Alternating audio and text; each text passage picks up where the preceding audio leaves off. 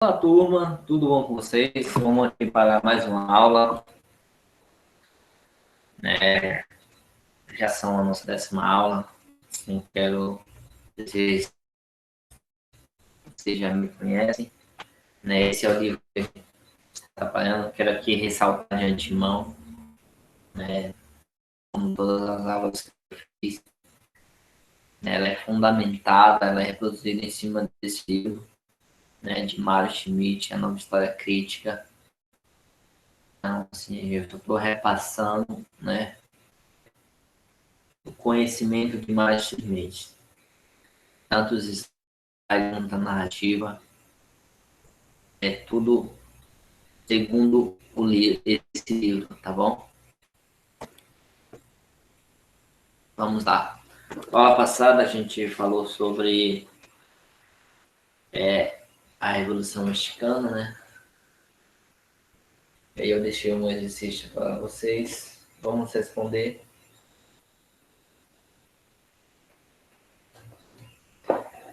Né? E seguir para nosso próximo capítulo. Bom, a primeira questão era: o que significa modernidade para os assessores do ditador Porfirio Dias? Resposta: era desenvolver o México capitalismo, desenvolvendo o México o capitalismo, a indústria, o predomínio das cidades, das máquinas, da ciência e do progresso. Que reforma modernizadora foram feitas por Dias, né?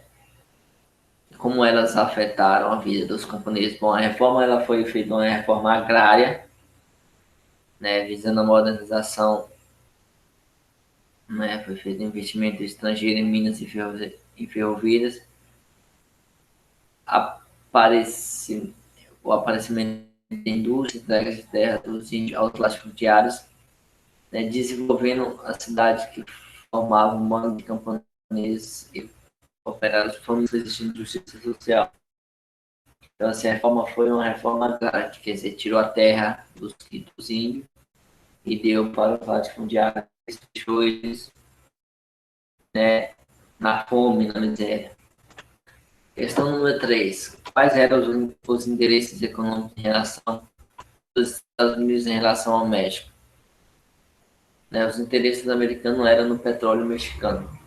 Simples isso. 4. No confronto entre os líderes camponeses Pancho Villa e Emiliano Zapata e as forças militares dos generais Carranza e Obregón, ligados à burguesia liberal, quem levou a melhor? Aos poucos, as tropas de Carranza levaram a melhor. Haviam vários motivos para isso, e o principal era o isolamento das forças de Pancho Villa. Agora, vamos falar sobre um acontecimento posterior, que foi a crise de 1929. Né? Depois da Primeira Guerra, os Estados Unidos se tornaram o país mais rico do planeta. Os anos 20 foram de euforia econômica. Em 1929, porém, a Bolsa de Valores de Nova York sofreu uma quebra e o mundo mergulhou na pior crise da história do capitalismo. Foi a época da Grande Depressão provocada pela superprodução de mercadorias. A solução foi abandonar o liberalismo econômico. O Estado passou a intervir fortemente na economia, seguindo os ideais do economista Keynes. O plano de recuperação dos Estados Unidos ficou conhecido como New Deal, imitado por vários países do mundo.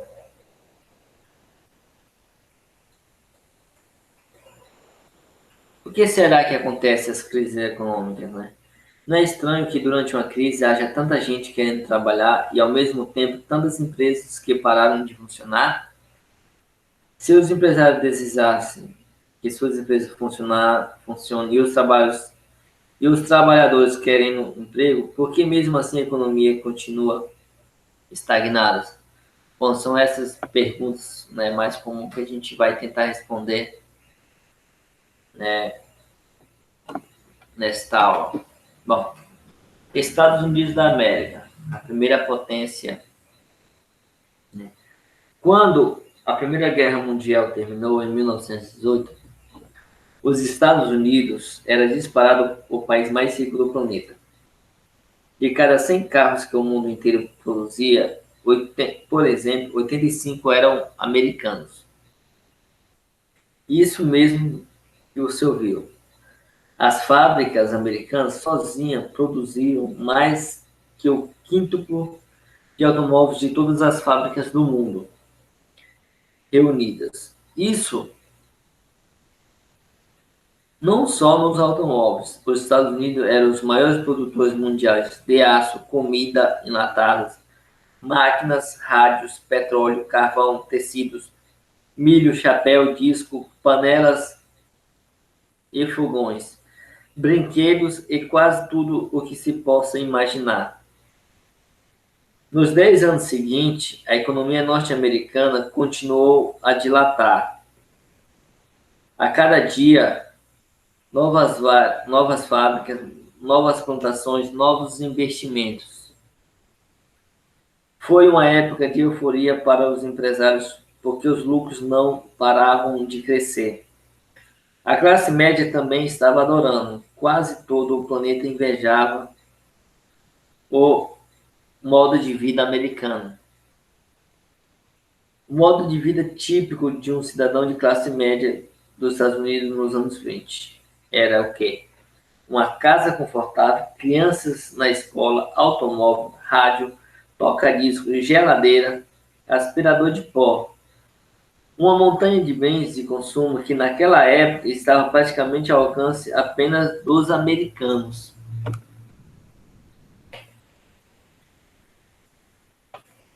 Os loucos anos 20. A década de 20 ficou conhecida como a dos loucos anos 20. Para quem era maior de idade, a classe média ou a burguesia nas grandes cidades dos Estados Unidos foram os 10 anos de uma grande farra. Para começar, a fazer compras virou o parque de diversões dos adultos. E o que comprar? Podia ser um fonógrafo, um disco, uma roupa, um automóvel, um rádio, um aspirador de pó.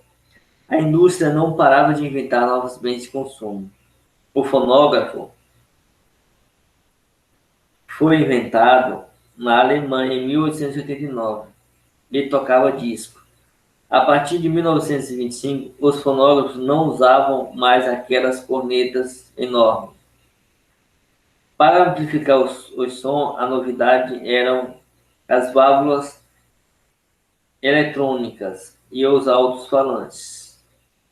Com os discos, as pessoas podiam ter a orquestra dentro de casa. A velha valsa vienense foi aposentada. O negócio era era dançar freneticamente o charleston. O swing da orquestra de jazz enlouquecia o pessoal. Clubes e boates viviam cheios de rapazes e moças exercitados pelo som da bateria, dos trombones e dos trompetes. O capitalismo transforma tudo em mercadoria, em negócio, em fonte de lucros. Assim, a diversão tornou-se uma indústria. E a grande indústria de diversão da massa foi o cinema. Nos anos 20, em Hollywood, na Califórnia, atores e atrizes já eram ídolos capazes de juntar multidões nas filas dos cinemas. A rádio chegou aos lares nos Estados Unidos e na Europa Ocidental. Você já pensou no impacto dele sobre a civilização? Na mesma hora da noite, dezenas de milhões de pessoas que jamais se viram na vida estavam escutando exatamente a mesma coisa, recebendo a mesma informação, vivendo a mesma emoção. Nunca a humanidade havia estado tão próxima, tão parecida, tão uniformizada. E foi isso aí. Nos anos 20, a classe média ouvia rádio e disco, dirigia automóveis, dançavam charlestões na boate, bebia um bocado, jogavam nos cassinos, compravam sem parar, ia no cinema, como se fosse uma festa sem fim. Só que tudo que é bom, uma hora acaba. A bolsa ou a vida. Quase todas as grandes empresas capitalistas têm vários sócios. Cada sócio possui uma certa quantidade de ações. Se um sócio possui 23% das ações de uma empresa, por exemplo, ele é dono de 23% de todo o patrimônio, tudo o que pertence à empresa, máquinas, prédios, cadeiras, computadores, entre outros. E recebe 23% dos lucros dessa empresa. Mas as ações não valem apenas porque são uma. Mas as ações não valem apenas porque são uma fatia do patrimônio da companhia. Elas também valem porque são uma fatia dos lucros. As ações podem ser negociadas na Bolsa de Valores, que é uma instituição típica do sistema capitalista. A primeira do Brasil foi a Bolsa de Valores do Rio de Janeiro, fundada em 1876. No tempo do encilhamento de Rui Barbosa, a Bolsa teve dias de grande atividade. Repare que se uma empresa estiver dando generosos lucros, muitas pessoas vão querer ter uma parte dela. Ou seja, comprarão suas ações. Como a procura, né, que era muita gente querendo comprar, é maior do que a oferta, a quantidade de ações oferecida no mercado é limitada. E com isso o preço das ações sobe. Se, em vez disso, os investidores acharem que uma empresa oferece risco de prejuízo, poucos vão querer comprar suas ações, o que faz com que o valor das ações caia. Resumindo, quando uma empresa é lucrativa, o valor das suas ações aumenta. Nos Estados Unidos, dos anos 20, as ações se valorizaram por causa da euforia econômica. Mas quando apareceram as primeiras notícias de falência de empresa, todos os investidores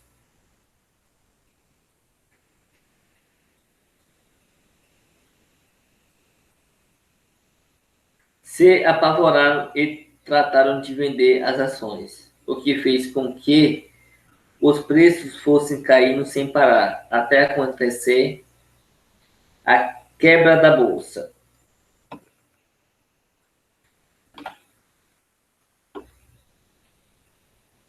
Nessa mesma época, né, de 1920 a 1933, o governo americano impôs a Lei Seca. Ficou proibida a fabricação e o consumo de bebidas alcoólicas nos Estados Unidos. E sabe o que aconteceu? Nunca se bebeu tanto no país. Talvez por causa do embriagante gostinho do proibido. Nessa época surgiram os gangsters, né? Tratavam-se de bandidos que se aceitavam da lei seca, fabricavam uísque clandestinamente, contrabandeavam bebidas, exploravam cassinos e prostitutas. O mais famoso gangster foi Al Capone. Ele mandava seus capangas assassinarem qualquer um que atrapalhasse os seus negócios. Subornava políticos e policiais. E só foi preso quando descobriram que ele burlava, quer dizer, enganava para não pagar o imposto da renda federal. Essa foi a grande prova dos tribunais bandido. Na mesma época, muitos empresários americanos enriqueciam e se tornavam respeitáveis fazendo coisas parecidas com aquelas que os grandes faziam. Os Rockefeller, por exemplo, mandavam seus capangas incendiarem as casas onde dormiam os operários que ousassem entrar em greve. A nova mulher. Transformações na economia influenciaram as mudanças nos costumes. Por exemplo, o crescimento do número de mulheres no mercado de trabalho. Elas arrumavam empregos nas fábricas, nos escritórios, no comércio. O trabalho fez com que elas conquistassem uma independência que no século anterior não passava nem de um sonho. Nos anos 20, nas grandes cidades do Ocidente, algumas mulheres de classe média e alta já podiam frequentar a universidade. Usavam cabelos curtos, fumavam, namoravam, iam a baile sozinha ou com amigas, tornavam-se pintoras ou cientistas, falavam sobre emancipação feminina. Algumas eram até intelectuais socialistas.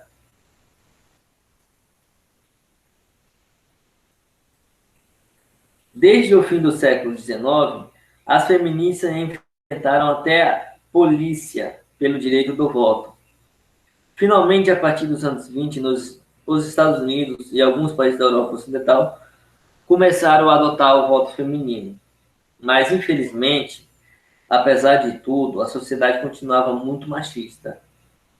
A maioria dos homens não aceitava a independência feminina.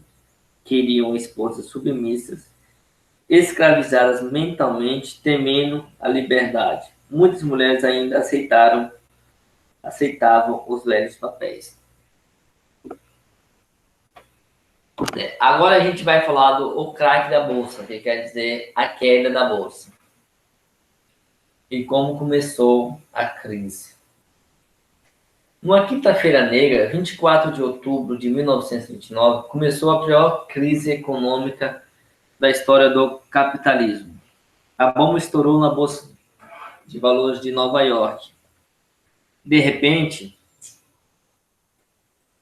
o valor das ações começou a despencar. Os investidores correram para vender as ações, mas ninguém queria comprar, só vender. E os valores continuavam despencando, um abismo que simplesmente levou à falência muitas empresas. Pense um pouco. Se o valor das ações de uma empresa na bolsa está desabando, o empresário tem medo de investir capital nessa empresa, certo? Se ele investe menos, ele irá produzir menos. Se produz menos, não há motivos para pagar tantos empregados. É necessário despedir o pessoal. Observe que uma empresa influencia a outra. Imagine que você tenha uma fábrica de tampinhas de refrigerante. Se as fábricas de refrigerante diminuem a produção, sua indústria de tampinhas também sofrerá com isso. Muitos empresários simplesmente não puderam sobreviver à queda brutal da economia. Tiveram tantos prejuízos que não conseguiram pagar as dívidas, foram à falência. E muitos bancos não receberam de volta o que tinham emprestado. Por causa disso, foram à falência também. A quebra da Bolsa de Nova York era apenas o começo. Naquela época, a economia mundial já estava bastante interligada. A crise americana fez com que os Estados Unidos importassem menos de outros países. Resultado: os outros países tinham uma porção de mercadoria que antes exportavam para os Estados Unidos e agora estavam encalhadas. Entrava na roda da crise também um sintoma da crise mundial foi o fato de, apenas algumas horas depois da quebra da bolsa, estourarem também as bolsas de Londres, Berlim e Tóquio. A crise se espalhou por quase todos os cantos. Houve milionário que de uma hora para outra descobriram que não tinha mais nada. Muitos ex-ricos suicidaram por causa disso. Para eles, o dinheiro era a própria vida. Porém, quem sofreu mesmo foram os trabalhadores. Já vimos que as empresas falidas provocam o desemprego. Milhões e milhões de pessoas ficaram sem qualquer chance de obter uma ocupação regular. O número de mendigos cresceu assustadoramente. Nos Estados Unidos, milhares de pessoas marchavam juntos implorando por um pouco de comida. Homens e mulheres disputavam restos de alimentos dos depósitos de lixo. Na Alemanha, para cada 2 pessoas empregadas havia uma sem trabalho. Adolescentes eram obrigados a se prostituir para poder comprar um pouco de salsicha e pão preto. Em Londres, crianças esfarrapadas pediam esmola. Atenção! Para você não se enganar, a crise realmente começou em 1929, mas em 1930 ela estava pior ainda e foi piorando a cada ano que passava. Em 1934, a economia dos Estados Unidos produzia menos da metade do que produzia em 1929. Essa terrível crise atravessou a década inteira, período que ficou conhecido como a Grande Depressão. E vamos entender o principal motivo, né, dessa crise. Foi a superprodução. Por que havia crise? Porque havia falência, desemprego, miséria, fome, até mesmo nos Estados Unidos, o país mais rico do mundo. Como sabemos, o capitalismo é um sistema econômico baseado no mercado. Quase todo mundo, quase tudo o que precisamos é considerado uma mercadoria, ou seja, é produzido para ser vendido e comprado. Você percebe isso quando olha em volta. Para possuir uma coisa que você tem que, para possuir uma coisa você tem que pagar, tipo comida, roupas, discos, cinemas, livros, condução e por aí vai. Desde Adam Smith predominava o ideal do livre mercado. Isso significava que cada empresário fazia o que o seu nariz mandasse e ninguém se metia. O vale tudo capitalismo era visto como a grande força que movia a economia. Mas o problema é que a economia andava por conta própria, sem nenhum controle. Cada empresário só pensando em seus lucros sem ligar para as consequências. A livre concorrência estimulava a economia, mas havia sempre o risco de levar ao desastre.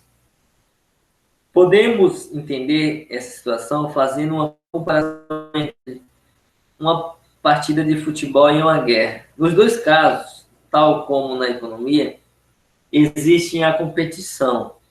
No futebol, a concorrência entre os dois times é harmoniosa e saudável. No caso da guerra, a competição está descontrolada e leva à tragédia. Se pensarmos em termos econômicos, diríamos que o livre mercado, que a competição, é geralmente harmônico, como o futebol, mas que pode ficar fora de controle como uma guerra. E aí vem a crise. Pois bem, a burguesia precisa lucrar sem parar. Todo mundo sabe que o empresário que não lucra está a um passo da falência. para aumentar ou mais ou menos garantir os lucros, o empresário investe sem parar, um tentando devorar o outro concorrente. E assim a economia vai crescendo. Nos Estados Unidos, nos anos 20, a produção econômica cresceu espetacularmente. Todavia, grande parte dos trabalhadores ainda viviam muito mal. Nas grandes cidades norte-americanas, a família operária entulhavam-se em cortiços imundos ou favela, recebendo salários mais nojentos que ratos baratos de esgoto. A distribuição de renda era muito injusta. As famílias mais ricas juntas detinham mais da metade da riqueza de todos os países. Os operários norte-americanos lutavam por seus direitos. O governo, porém, muitas vezes estava do lado dos patrões. Os anarquistas e comunistas eram perseguidos furiosamente e poderiam até ser executados na cadeira elétrica, acusados de causarem badernas. Havia milhões de pobres nos Estados Unidos. Como é que eles poderiam comprar as mercadorias que as empresas produziam sem parar? Pois é, simplesmente não iriam comprar. E foi o que aconteceu. Como a economia se desenvolvia sem nenhum controle, nenhum planejamento, acabou se tornando caótica. Chegou o momento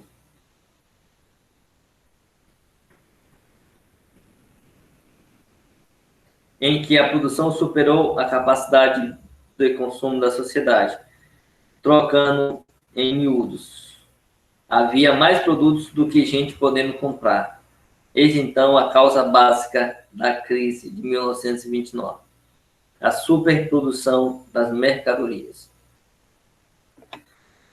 As indústrias investiram milhões de dólares para produzindo coisas que o povo não tinha dinheiro para adquirir. Milhões de operários ganhavam mal. O produto ficaram encalhado nas prateleiras das lojas ou nos depósitos das empresas. Os empresários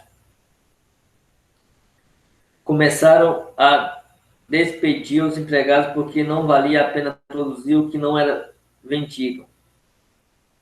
A coisa piorava, pois se a pessoa está desempregada, aí mesmo é que tem dificuldade para comprar. A crise da superprodução levava ao desemprego.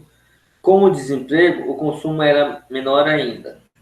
Com o consumo menor, mais crise, mais desemprego e assim por diante.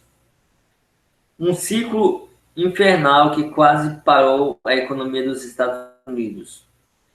Quando as primeiras empresas começaram a falir, os investidores se assustaram e tentaram vender suas ações na bolsa. Todo mundo apavorado, ninguém queria comprar. Aí veio a quebra. Mas não havia ninguém para impedir tudo isso. Ninguém percebeu o abismo da superprodução da frente. Ninguém tentou controlar a queda da bolsa.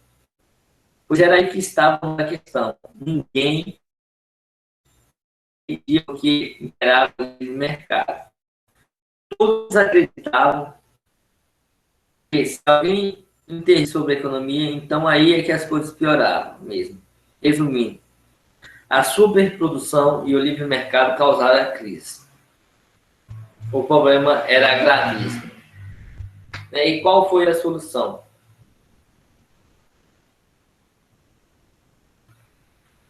A intervenção do Estado.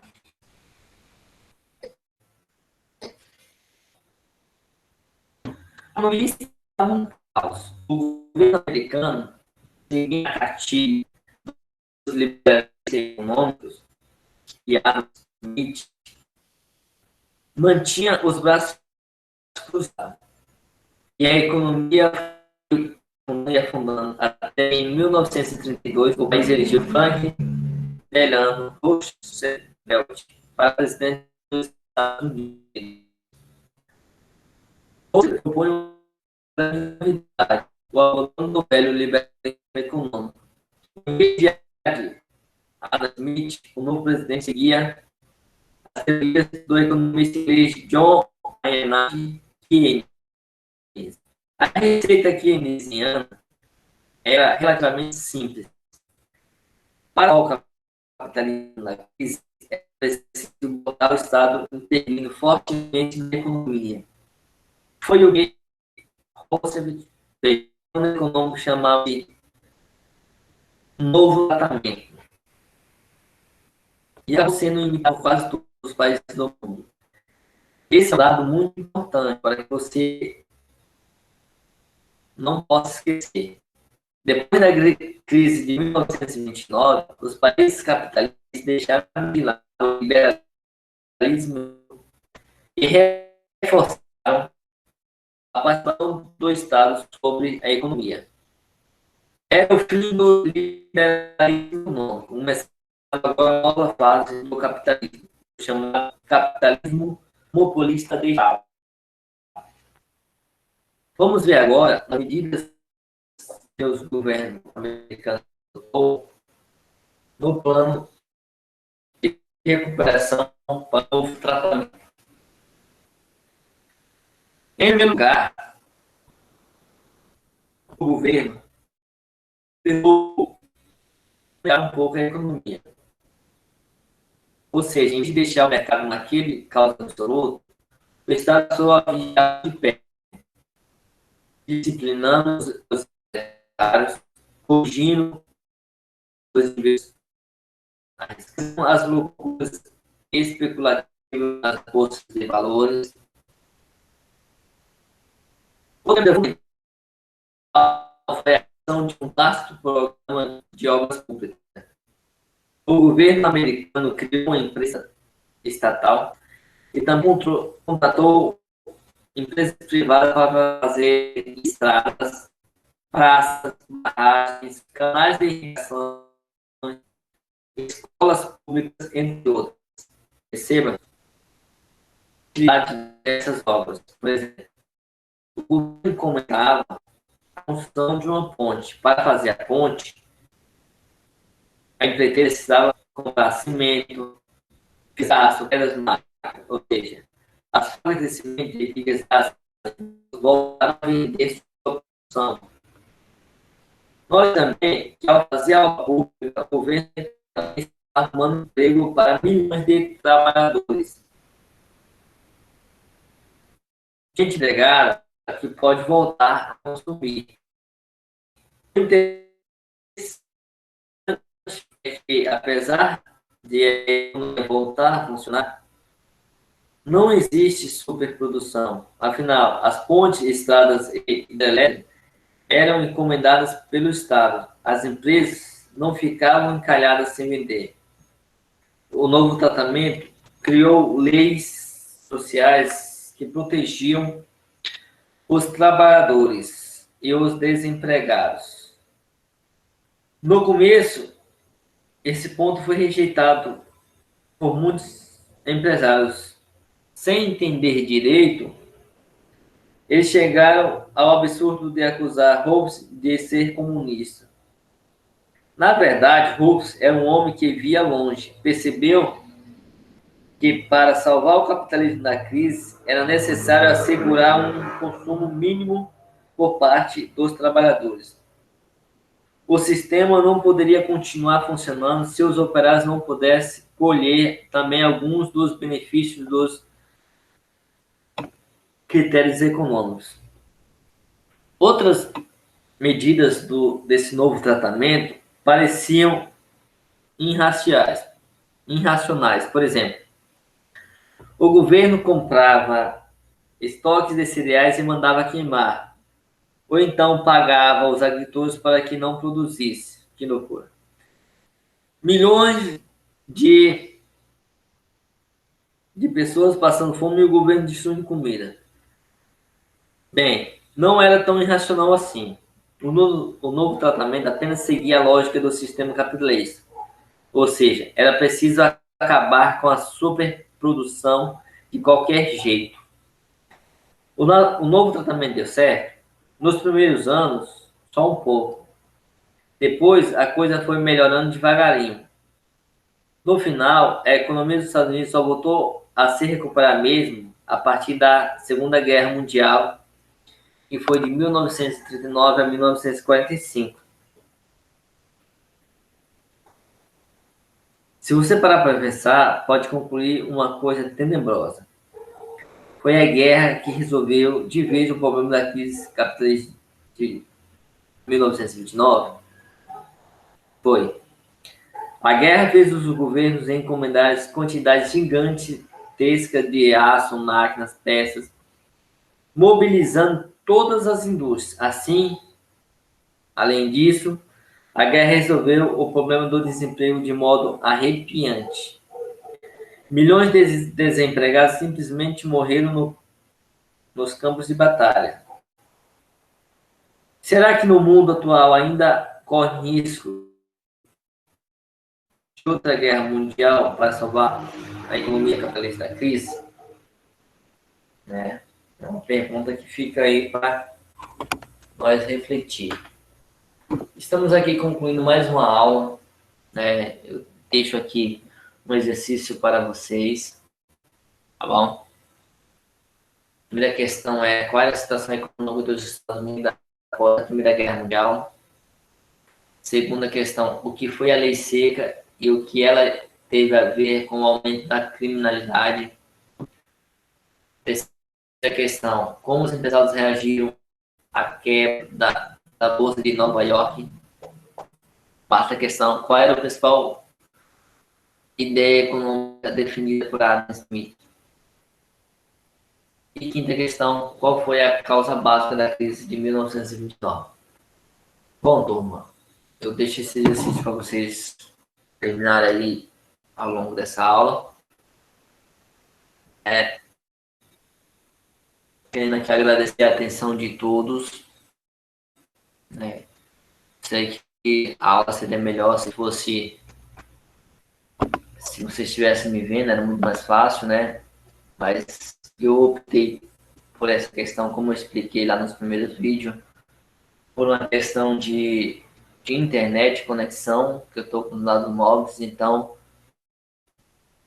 fiz o teste, não ficou uma boa qualidade, os vídeos ficam travando muito, fica cortando, então, né, visando a qualidade, eu apenas preferi assim, passar o slide, fazer uma narrativa, né, reproduzindo o livro de Mário Schmidt.